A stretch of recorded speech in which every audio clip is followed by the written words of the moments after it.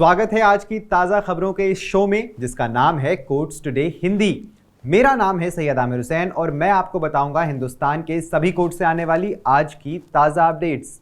इन खबरों के बारे में अधिक जानकारी के लिए ज़रूर जाइए www.livelaw.in पे। वैसे तो इन सारी ही खबरों के लिंक आपको नीचे डिस्क्रिप्शन में भी मिल जाएंगे। तो आइए आज के एपिसोड को शुरू करें। सुप्रीम कोर्ट ने गुरुवार 24 अक्टूबर को पाया कि दिल्ली विकास प्राधिकरण यानी डीडीए के अध्यक्ष और डीडीए के उपाध्यक्ष के बयानों के बीच उस तारीख के बारे में विसंगति थी जिस दिन डीडीए को दिल्ली के रिज जंगल में पेड़ की अवैध कटाई के बारे में सूचित किया गया था।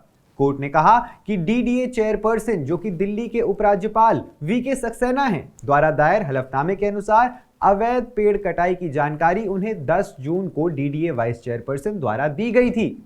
वहीं पे डीडीए वाइस चेयरपर्सन द्वारा जारी एक अन्य पत्र के अनुसार पेड़ की कटाई की जानकारी 12 अप्रैल को एलजी को दे दी गई थी। इस विसंगति को ध्यान में रखते हुए कोर्ट ने दिल्ली के लेफ्टिनेंट गवर्नर और तत्कालीन डीडीए के वाइस चेयरपर्सन सुभाशीष पांडा दोनों से उपरोक्त विसंगति पर हलफनामा दायर करने को कहा। भारत के मुख्य न्यायाधीश डीवाई चंद्रचूड़, न्यायमूर्ति जेबी पारदेवाला और न्यायमूर्ति मनोज मिश्रा की पीठ सुप्रीम कोर्ट से अनिवार्य अनुमति प्राप्त किए बिना दिल्ली के रिज में पेड़ों की कटाई के लिए डीडीए उपाध्यक्ष के खिलाफ शुरू किए गए अवमानना मामले की सुनवाई कर रही थी। अगली महत्वपूर्ण खबर में सुप्रीम कोर्ट ने आज national federation of Indian women यानी एनएफआईडब्ल्यू द्वारा शुरू की गई एक जनहित याचिका पर विचार करने से इनकार कर दिया जिसमें बिना अनुमति के विध्वंस पर रोक लगाने वाले अदालत के अंतरिम आदेश के कुछ राज्य अधिकारियों द्वारा अवमानना का आरोप लगाया गया था। Justice B R. Gavai, justice Prashant Kumar Mishra और जस्टिस के.वी. विश्वनाथन की पीठ ने याचिका पर विचार करने से इनकार कर दिया, ये देखते हुए कि ये एक ऐसे पक्ष द्वारा दायर किया गया था जो कथित कृत्यों से प्रत्यक्ष या अप्रत्यक्ष रूप से प्रभावित नहीं था। न्यायमूर्ति गवई ने मौखिक रूप से टिप्पणी की कि हम भानुमति का पिटारा नहीं खोलना चाहते। एनएफआईडब्ल्यू के वकील ने तर्क दिया कि 1 अक्टूबर से जब अदालत ने पूर्व अनुमति के बिना विध्वंस कार्यों पर रोक बढ़ा दी, अदालत के उल्लंघन में उत्तर प्रदेश, उत्तराखंड और यहां तक कि राजस्थान यानी जयपुर में 3 ऐसी घटनाएं फिर भी हुई।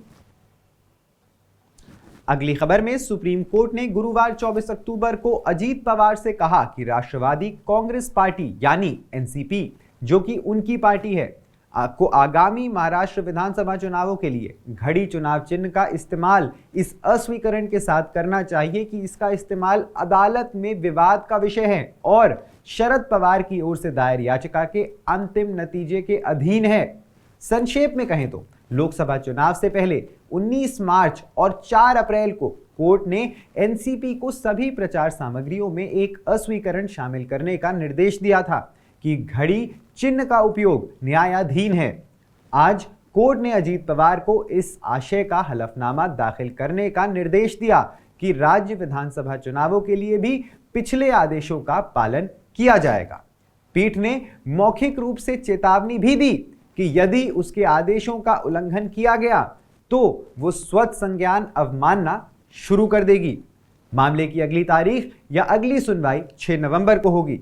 जस्टिस सूर्यकांत, जस्टिस दीपांकर दत्ता और जस्टिस उज्जवल भुइयान की बेंच मामले की सुनवाई कर रही थी। अगली खबर में उच्चतम न्यायालय ने उत्तर प्रदेश सरकार के प्रशासन में जातिगत भेदभाव का आरोप लगाने वाले एक और पत्रकार को आज अंतरिम सुरक्षा प्रदान कर दी। Justice B R. Gavai, justice Prashant Kumar Mishra और जस्टिस के.वी. विश्वनाथन की पीठ ने पत्रकार ममता त्रिपाठी के पक्ष में आदेश पारित किया जिनके खिलाफ 4 एफआईआर दर्ज हुई थी। कोर्ट ने अपने खिलाफ शुरू की गई आपराधिक कार्यवाही को रद्द करने की त्रिपाठी की याचिका पर यूपी सरकार से भी जवाब मांगा है। ममता त्रिपाठी की ओर से पेश वरिष्ठ वकील सिद्धार्थ दवे ने दलील दी कि अब तक 4 एफआईआर दर्ज की गई हैं और कोर्ट ने पत्रकार अभिषेक उपाध्याय को दी गई सुरक्षा के परिणाम स्वरूप 1 एफआईआर पर अभी तक रोक लगा दी है। अगली बड़ी खबर में सुप्रीम कोर्ट बार एसोसिएशन की कार्यकारी समिति ने बुधवार को बार के सदस्यों से परामर्श किए बिना सुप्रीम कोर्ट के प्रतीक और महिला न्याय की प्रतिमा में किए गए एक तरफा बदलाव पर आपत्ति जताते हुए एक प्रस्ताव पारित किया।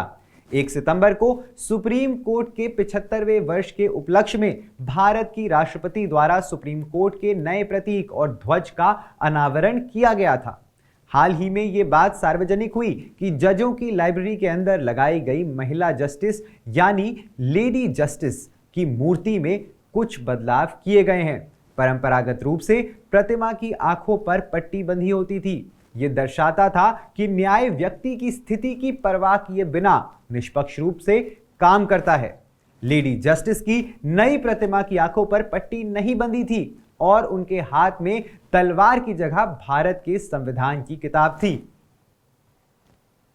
सुप्रीम कोर्ट ने हाल ही में आदेश में एक वकील की उपस्थिति को चिन्हित करने से इनकार कर दिया और कहा कि उसने बहस नहीं की या उपस्थित नहीं हुई। हालांकि जिस वरिष्ठ वकील ने मामले पर बहस की वो उसके द्वारा नियुक्त किया गया था। वकील एक युवा महिला ने तर्क देने की कोशिश की कि वो क्यों चाहती थी कि उसकी उपस्थिति न्यायमूर्ति बेला एम त्रिवेदी और न्यायमूर्ति सतीश चंद्र शर्मा की पीठ के समक्ष दर्ज हो। उसने कहा, मैंने एक वरिष्ठ वकील को नियुक्त किया था। ये एक समान प्रथा है। वादी सोचेंगे मैं उपस्थित ही नहीं हुई। हालांकि न्यायमूर्ति बेला ने इनकार कर दिया और कहा, हम इस प्रथा को बंद कर देंगे। सुप्रीम कोर्ट ने गुरुवार 24 अक्टूबर को एक मामले में आदेश सुरक्षित रखने के बाद कर्नाटक उच्च न्यायालय के न्यायाधीश न्यायमूर्ति एम नागप्रसन्ना को केस से खुद को हटाने की जांच की मांग करने वाली याचिका पर विचार करने से इनकार कर दिया। ये देखते हुए कि याचिका न्यायाधीश पर आरोप लगा रही है। न्यायमूर्ति अभय एस ओक, न्यायमूर्ति एहसानुद्दीन अमानुल्लाह और न्यायमूर्ति ऑगस्टीन जॉर्ज मसीह की पीठ ने हालांकि याचिकाकर्ता को याचिका वापस लेने और न्यायाधीशों को केस से हटाने पर दिशा निर्देश मांगने की प्रथा तक सीमित रखते हुए एक नई याचिका दायर करने की अनुमति दे दी है। यह याचिका कर्नाटक उच्च न्यायालय के न्यायमूर्ति एम नागप्रसन्ना द्वारा खुद को एक आदेश सुरक्षित करने के बाद मामले से अलग करने के बाद दायर की गई थी। हाईकोर्ट के समक्ष ये याचिका में राज्य के लोकायुक्त की पत्नी और बेटी के खिलाफ एफआईआर दर्ज करने और कर्नाटक न्यायपालिका में भ्रष्टाचार के आरोपों की जांच की मांग की गई थी।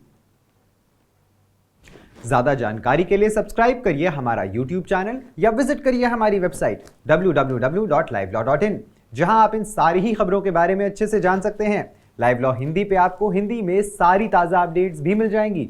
अगर आपको ये वीडियो पसंद आया है तो इसे लाइक करिए और कमेंट करिए अपने व्यूज।